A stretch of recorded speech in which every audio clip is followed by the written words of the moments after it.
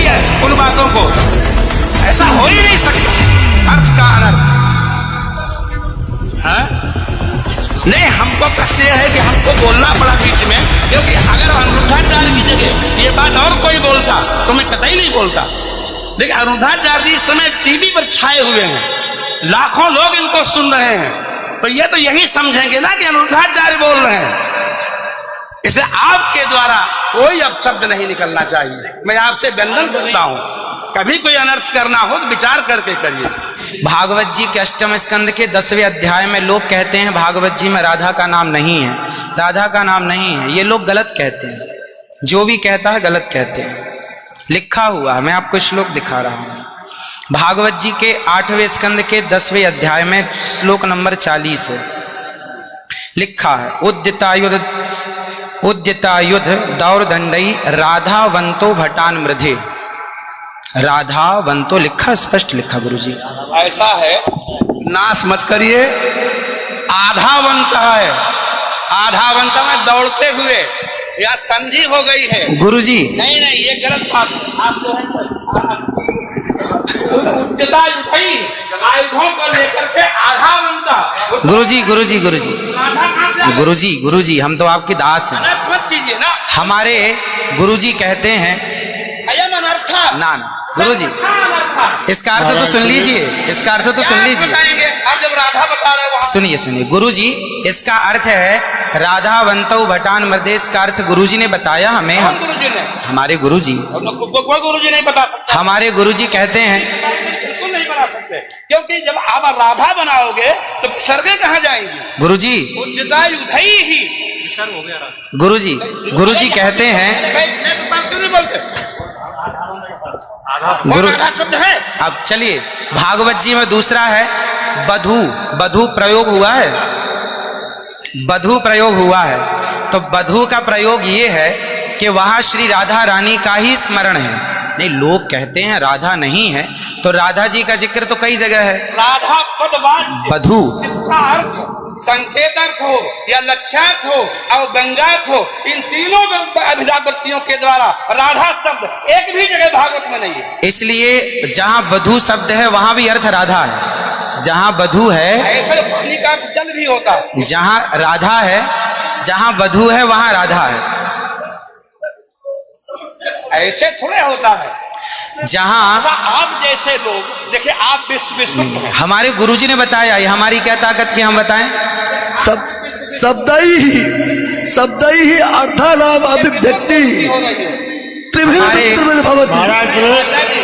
इनकी बात सारा विश्व सुनता है। महाराज श्री बोले हमारी बात 20 आदमी सुनते हैं। महाराज जी, सारा विश्व, पूरे विश्व को सुनाते हैं। गुरुजी जो मेरे गुरुजी ने सिखाया वो मैं बोल रहा हूँ। सिखा ही नहीं सकते, आप अशुद्ध बोल रहे हैं बात। अभी श्री राधा और माधव जो राम नाम है, जो भागवत जी का अर्थ है। अब कोई पूछे कि राधा का अर्थ क्या है, तो राधा का अर्थ ही कृष्ण है, वो कृष्ण का अर्थ ही राधा है। तो राधा ही कृष्ण है और कृष्ण ही राधा है। कुल मिलाकर कहने का अर्थ ये है, गुरुजन ये कहते हैं कि प्रत्येक श्लोक कृष्ण है और प्रत्येक भागवत जी के 18,000 श्लोक, प्रत्येक श्लोक कृष्ण है और श्लोक का प्रत्येक अर्थ श्री राधा है। प्रत्येक श्लोक श्री कृष्ण है और श्लोक का प्रत्येक श्लोक का अर्थ श्री राधा है। तो ये सब भाव ही तो है, सब भाव है। भाव का भूखा हूं मैं, भाव ही एक सार है, और भाव से भजले मुझे तो भव से बेड़ा पार है। सभी विद्वानों के चरणों में दास का बारंबार नमन। सबको जय श्रीमन नारायण, जय श्री कृष्ण। 2 मिनट कीर्तन कर ले। 1 मिनट रुको, मैं सबसे क्षमा मांगता हूं। मेरा अनिरुद्धाचार्य के प्रति बड़ी श्रद्धा भाव है, बड़ा आदर है, लेकिन इनकी वाणी चूंकि पूरा विश्व सुन रहा है, ये चैनलों पर आते हैं। भाव जगत में हम कुछ भी कहें, लेकिन जब हम ये कहते हैं ये शब्द में लिखा है, तो वहां पर शब्द और अर्थ का संयोग, क्योंकि गिरा अर्थ जल शब्द बोध्यो व्यनक्ति अर्था शब्दोप्यर्थांतराश्रय एकत्व व्यंजकत्वे तद अन्य से सहकारिता। ऐसा हो ही नहीं सकता कि कोई अर्थ प्रकट हो और उसके मूल में शब्द न हो। वहां संधि है, माने आयुध ही आयुधों से युक्त होकर माने गदा तलवार तीर लेकर के वो राक्षस आधावन था दौड़े मारने के लिए। शुद्ध यही अर्थ है। किसी अभिधा से, किसी लक्षणा से, लक्षणा तब होती है जब मुख्यार्थ का बाद हो। मुख्यार्थ का बाद हो ही नहीं सकता। सीधा स्वामी बता दें, विश्वनाथ चक्रवर्ती बता दें, अनुचार प्रकाश का बता दे, चूणिकाकार बता दे, और छोड़िए उन बातों को। आपके गुरु जी के पिताजी ने भी टीका लिखी है, उसी पुस्तक को भी मंगाया जाए, अगर उसमें राधा शब्द हो मैं मुंह नहीं दिखाऊंगा कभी। ऐसा हो ही नहीं सकता अर्थ का अनर्थ। हाँ? नहीं, हमको कष्ट यह है कि हमको बोलना पड़ा बीच में, क्योंकि अगर अनिरुद्धाचार्य की जगह ये बात और कोई बोलता तो मैं कतई नहीं बोलता।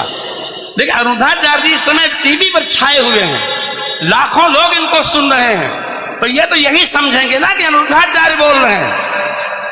इसलिए आपके द्वारा कोई अपशब्द नहीं निकलना चाहिए। मैं आपसे वंदन करता हूं, कभी कोई अनर्थ करना हो तो विचार करके करिए।